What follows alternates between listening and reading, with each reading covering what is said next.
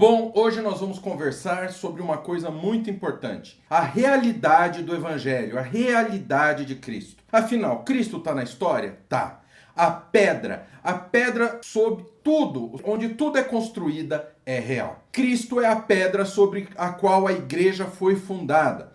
Através dele vem a fé em Deus para a salvação do pecado.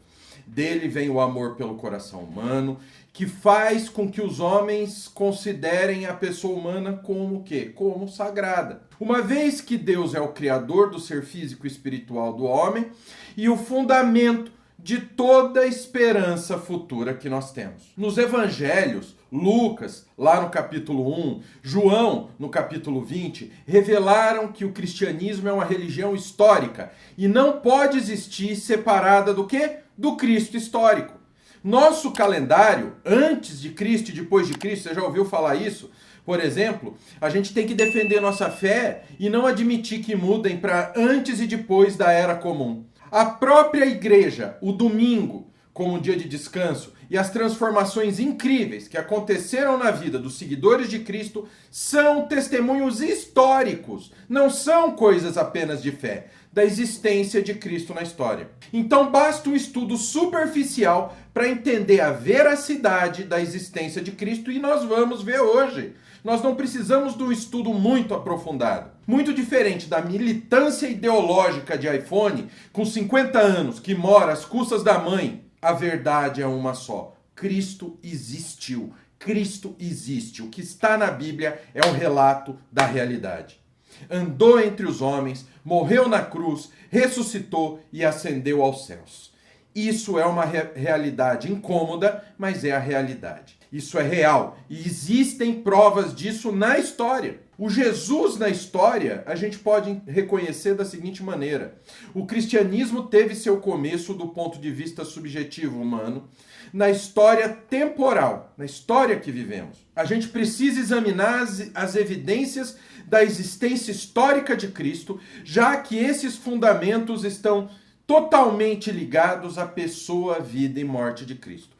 Muitos negam o fato de que Cristo se manifestou na história humana. João 1,14 mostra isso pra gente. Mas existem evidências históricas extra-bíblicas que provam a existência de Cristo. E nós vamos ver várias delas aqui. E antes de citar o testemunho bíblico, o testemunho cristão e judeu, vamos falar do testemunho pagão. Tácito, que nasceu em 55, o decano dos historiadores romanos, liga o nome e a origem dos cristãos a Cristos, que no reinado de Tibério sofreu morte por sentença do procurador Pôncio Pilatos. Plínio, que era propretor da Bitínia e do Ponto, na Ásia Menor, escreveu ao imperador Trajano por volta do ano 112, para pedir orientações sobre o modo de tratar os cristãos. Sua carta dá uma valiosa informação extra-bíblica sobre quem? Sobre o nosso Jesus Cristo. Ele elogiou a integridade moral dos cristãos, comentando a recusa deles de cometer roubo, adultério, testemunhar falsamente ou trair a confiança depositada neles. Plínio chegou a dizer que eles entoavam uma canção a Cristo como para um Deus. Isso é um testemunho pagão. Suetônio, em sua obra Vida dos 12 Césares, Vida de Cláudios, capítulo 25, verso 4, mencionou que os judeus foram expulsos de Roma por causa dos distúrbios a respeito de Crestos, Cristo. Outro escritor que o testemunho é muito importante devido ao seu caráter satírico é Luciano, cerca do ano de 125, 126, que escreveu uma sátira sobre os cristãos e sua fé, apesar que isso foi por volta do ano de 170. Luciano descreveu Cristo como aquele que foi crucificado na Palestina por ter iniciado essa nova seita. Ele escreveu que Cristo tinha ensinado os cristãos a crerem que eram irmãos e que deveriam cumprir seus mandamentos, e ridicularizou os cristãos por adorarem esse sofista crucificado. Ele não acreditava em Cristo, ele era contra Cristo. E isso se tornou uma coisa boa. Olha como Deus usa tudo que você imagina. Esses testemunhos são evidências históricas de grande valor, especialmente por virem de romanos instruídos que desdenhavam e hostilizavam os cristãos. Com base nesses testemunhos, além da Bíblia, que também é uma obra histórica, e não apenas uma obra de fé, podemos concluir que há evidência suficiente para afirmar a existência histórica do nosso Salvador.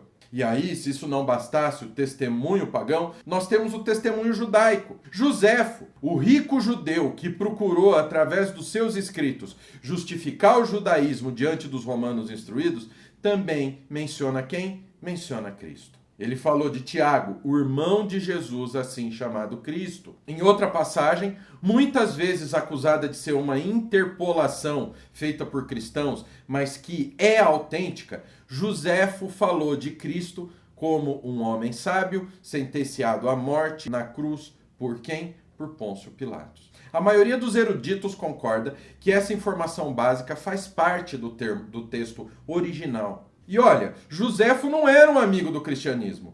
Então a sua menção de Cristo tem um valor maior ainda, porque era um inimigo que tinha tudo para querer queimar o nosso Cristo. E aí nós temos um testemunho cristão também fora da Bíblia, que é muito importante. Muitos evangelhos, atos, cartas e apocalipses apócrifos são baseados na historicidade de Cristo, na existência de Cristo na história.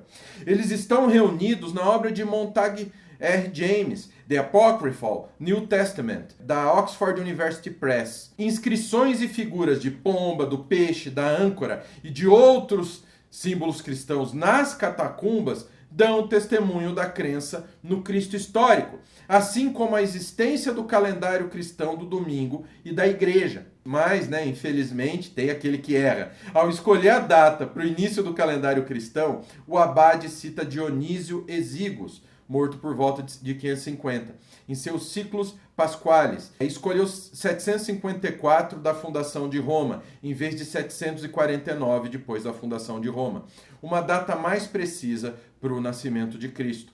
Em seu evangelho, Mateus 2, verso 1, declarou que Jesus nasceu em dias do rei Herodes. Joséfo, em suas Antiguidades, capítulo 18, mencionou um apocalipse do ano de 750 depois da fundação de Roma, antes da morte de Herodes. Como o assassinato dos bebês israelitas e a fuga para o Egito ocorreram antes da morte de Herodes, isso leva a uma possível data de 749, ou cerca de 5 a.C., para o nascimento de Cristo. Então, Cristo nasceu antes da data do que nós chamamos ano zero. Em João 2,20, os judeus disseram que o templo levou 46 anos para serem edificados. Joséfo e o historiador romano Diocácios citaram 779, depois da fundação de Roma, como a data em que a construção do templo começou. Jesus tinha cerca de 30 anos, de acordo com Lucas 3,23. Subtraindo esses 30 anos de 779, temos 749 ou 5 a.C. como a data mais aceitável para o nascimento de Cristo, ou seja, cerca de 5 anos mais cedo que a nossa datação da era cristã. Olha só, nós temos uma medida para a data da fundação de Roma, e ela não é tão importante quanto antes de Cristo e depois de Cristo. Então, olha a veracidade de Cristo aí, a importância do advento do nosso Salvador. Um calendário foi criado baseado na data de nascimento de Cristo, o Cristo que existiu, o Cristo verdadeiro. Os militantes aí que ficam ciência, mas acreditam em simpatia de fim de ano, tá bom? Vivem questionando, dizendo que Cristo não é uma realidade, que Cristo é apenas uma questão de fé, que Cristo nós temos que segui-lo pela razão e de que Cristo não existiu. Então eu deixo para você aqui um aviso muitíssimo importante. Cuidado. Estude a verdadeira ciência teológica. Vem estudar história. Isso mesmo, a história do cristianismo, história da igreja, história de Israel. Vem estudar isso com a gente. Nós temos a nossa formação completa em teologia que vai te trazer todo esse conhecimento. Aí quando um desses militantes vier trazer dúvida para você ou para sua família, você vai estar afiado para corte rápido, Tramontina. Você vai estar certinho para não ser enganado por falsas pesquisas, por falsas ciências, por falsidades que vão contra o nosso Salvador. Então é isso que eu trago para vocês, pessoal. Que nós possamos claramente defender a nossa fé, que nós possamos defender o nosso Cristo, tá? E para isso, vem estudar com a gente, venha conhecer as ferramentas teológicas onde você vai aprender mais da palavra de Deus, onde você vai poder aprender a Bíblia e o cristianismo da maneira que pode e sempre estar no centro da vontade de Cristo. O link está aqui na descrição, está nesse QR Code da tela ou está no primeiro comentário fixado aí. Clica, vem estudar com a gente. Tenho certeza que a sua vida com Cristo vai mudar e vai mudar para melhor. Amém? Então é isso. Até semana que vem com mais uma Quinta Teológica, onde a gente celebra toda quinta-feira teologia, ensino e aprendizado. Deus abençoe.